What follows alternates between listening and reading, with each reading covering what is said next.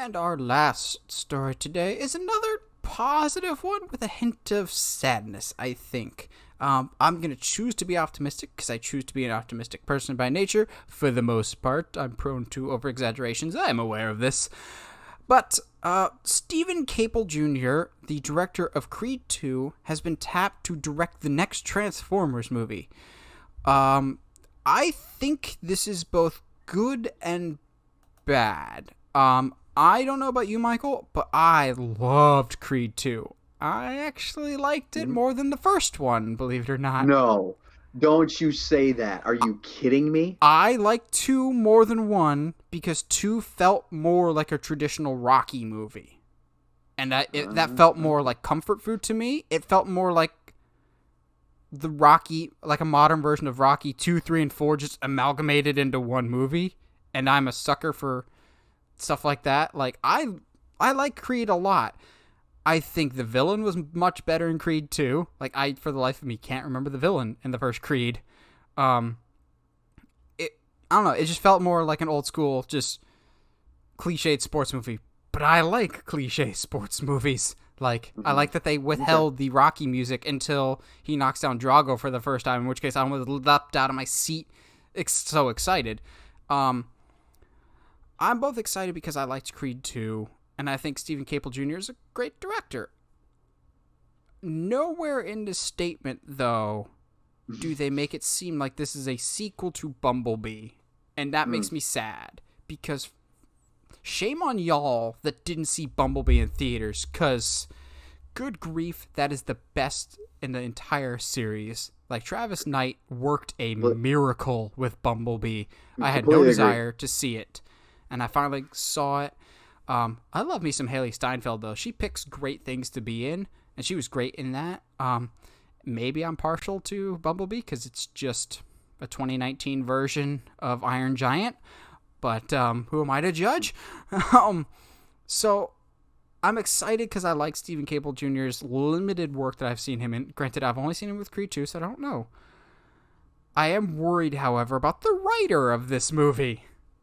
The writer of this movie wrote the Guy Ritchie and Charlie Hunnam King Arthur movie, which is single-handedly one of the worst movies I have ever seen in theaters, and Heather and I almost left. I hate that movie so much, and I don't think Michael knew that, because I felt like he just zapped. I could see the energy zap out of his body right now. I did not know that. Yeah, I knew better. I never saw that film, so oh man, that is really heartbreaking, because I mean, because I love Bumblebee. Like, I thought it was great. Like, my parents liked Bumblebee. Think about that. Everybody should like Bumblebee. Yeah, and so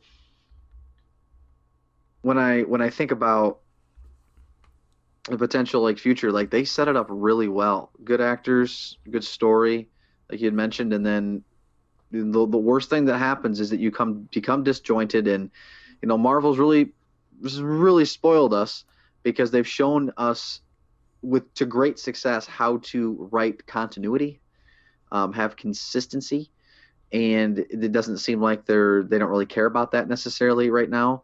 And hearing you tell me what the writer was, that's yeah, I think you just summarized the entire mood, both good news and bad news. But hey, I guess it begs the question: can a really good director save a really bad script?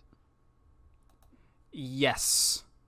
I think it's easier to work around a bad script than it is to have a great script and a bad movie. Because I was about to say, but it's by the same director as it was the writer. But let's be honest, as much as we love Star Wars, A New Hope has a terrible script. It's not very good. A New Hope, I recognized your foul stench when I was brought on board. Really? A New Hope is not written particularly well, but it overcomes that by some pretty decent direction. And all the good lines of dialogue were written by somebody else. There was a ghost writer for A New Hope. I think you can have a not necessarily the best written movie, and still have it be okay. I might have nightmares tonight that you just said that, so I'm gonna have to go to my happy place now. Tell me I'm wrong, though. You're wrong. Oh, A New Hope is written masterfully. No, I just don't think it's bad. I mean, I don't think. I never said I it was don't. bad. I never said it was that great, though. It's really not well written. I don't see. I can't believe you go that far. It's well written. George Lucas is not a good writer. Well, I don't Empire know. Strikes Back was written by Erwin Kershner. No, Erwin Kershner directed it. It was written by Lawrence Kasdan, and that's the best one. The best Star Wars movies are written by somebody else. I mean, I agree with that. I just I agree with the fact that George is not that great of a writer, at least for the ones he wrote after the original trilogy. But I think he didn't even write the original trilogy. He wrote A New Hope. Wrote A New Hope. I'd say if you remove him from that, I don't know. Like that's he had a good it's a outline. kind of a time and era. Like scripts were. I mean, every movie had a different flow to them way back then. I mean, you could always pick out like stories haven't masterpieces, changed.